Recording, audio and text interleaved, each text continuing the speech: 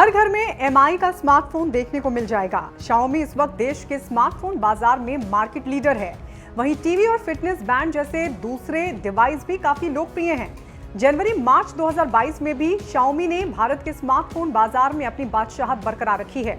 लेकिन क्या आप जानते हैं, एमआई, रेडमी, पोको के मोबाइल बेचने वाली कंपनी Xiaomi इंडिया एक चीनी कंपनी है।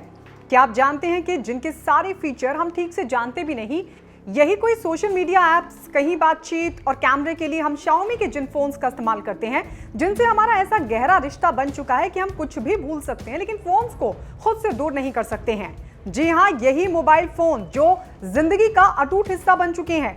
आप और हम जिन मोबाइलों को बड़े ही चाव से खरीद रहे हैं, जो मोबाइल हमें बड़े बड़े आकर्षक शोरूम में एक ही झलक में लुभा रहे हैं, जिन पर हम हजारों रुपए खर्च करने से नहीं चूक रहे।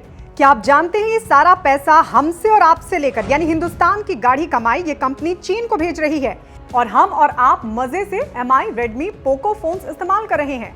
बात सिर्फ इतनी नहीं है।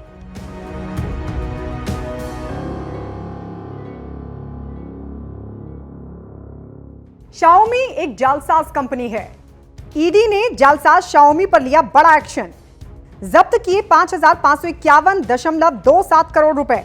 गैर कानूनी तरीके से विदेश में फंड भेज रही थी ये कंपनी। जी हां, हाल ही में प्रवर्तन निदेशालय ने Xiaomi के खिलाफ सख्त एक्शन लेते हुए ये कार्रवाई की है।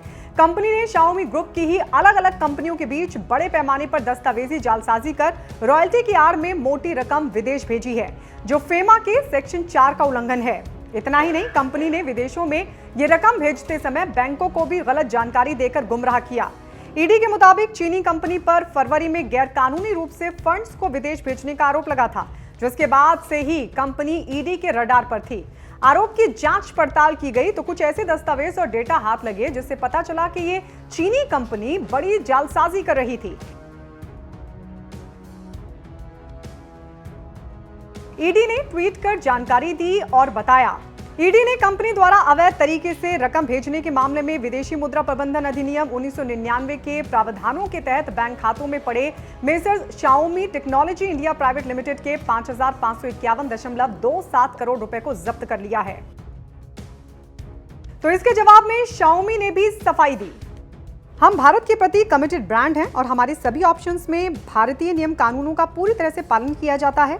हमने सरकारी अधिकारियों के आदेश का बारीकी से अध्ययन किया। हमें विश्वास है कि हमारे सभी रॉयल्टी पेमेंट्स और बैंक को दिए स्टेटमेंट पूरी तरह सच्चे और कानूनी तौर पर सही हैं। Xiaomi ने भारत में अपना कामकाज 2014 में शुरू किया था। 2015 में फंड्स विदेश भेजना शुरू किए और रॉयल्टी की आड़ में 5,551.27 करोड़ रुपए के बराबर विदेशी मुद्रा विदेश में 3 कंपनियों को भेजी, जिसमें एक Xiaomi ग्रुप की ही कंपनी है। बाकी 2 कंपनियां अमेरिका बेस्ड हैं, लेकिन उन्हें भेजी गई रकम का असली मकसद भी Xiaomi ग्रुप की कंपनियों को फायदा पहुंचाना ही रहा है। बड़ी बात यह कि Xiaomi इंडिया ने रॉयल्टी के नाम पर इतनी बड़ी रकम विदेश भेजने का काम अपनी चीनी पेरेंट कंपनी के कहने पर ही किया है। इस कंपनी का विवादों से नाता नया नहीं है। अक्टूबर 2020 में Xiaomi के वेदर ऐप में अरुणाचल प्रदेश गायब हो गया था और सोशल मीडिया पर बायकॉट Xiaomi ट्रेंड होने लगा था। Xiaomi पर टैक्स चोरी के आरोप लग चुके हैं। 2022 जनवरी में ही 653 करोड़ रुपए की आयात शुल्क चोरी का आरोप लगा था। हालांकि भारत में Xiaomi इंडिया के करोड़ों ग्राहक हैं। ईडी की तरफ से फिलहाल हुई इस कार्रवाई से इन ग्राहकों पर कोई असर नहीं पड़ेगा। जाहिर है, सरकार चीनी कंपनियों को स्थानीय संसाधनों का उपयोग करने के लिए प्रेरित कर रही है और चाहती है कि चीनी कंपनियां विदेश में मौजूद अपने सहयोगियों से सेवाएं लेने के बजाय भारत में ही सभी सेवाएं लें, ताकि यहां का कारोबार फल फूल सके। चीन के साथ सीमा पर तनाव के चलते भी सरकार विदेशों से आने वाले निवेश पर नियमों को सख्त कर रही है।